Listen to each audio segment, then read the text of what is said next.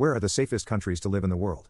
This question is probably something you don't ponder on too much, but if World War III was to break out, where would you feel safe? Russia, a very peaceful place to be. No, just kidding, you wouldn't want to be in Russia if World War III happens. I'm gonna start from 10 and tell you why. Despite being in the heart of Europe, picturesque Switzerland has long maintained its tradition of neutrality. Thanks in part to being surrounded by mountains, Switzerland has largely been able to keep to itself through Europe's darkest moments. Its well-regulated population is well-armed, and they don't rely so much on their government. Haven't heard of Tuvalu?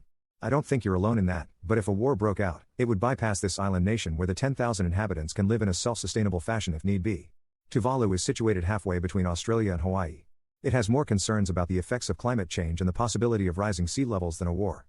This is a great place made super famous thanks to the Lord of the Rings and Hobbit films, plus its rugby team the All Blacks. It is isolated, has good agricultural land, and is inhabited by a friendly bunch of people who are very capable of looking after themselves if the rest of the world went to war. New Zealand was ranked 4th in the 2015 Global Peace Index. Despite being wedged between India and China, Bhutan could see out a world war easily. It has had some border issues with communist-ruled China though. Protected by the Himalayan mountains, Bhutan has historically been isolated, and it's another place that could function without the need for the outside world and its conflicts. Just keep away Beijing. It has also been rated as one of the happiest places on Earth. With its long coastline and friendly people, you don't need to have a world war as a reason to move to Chile, which is one of South America's most stable and prosperous nations. Having an abundance of fresh water and clean air also makes Chile a chill place to be if the world goes to hell in a handbag. The country is also protected by the Andes mountain range.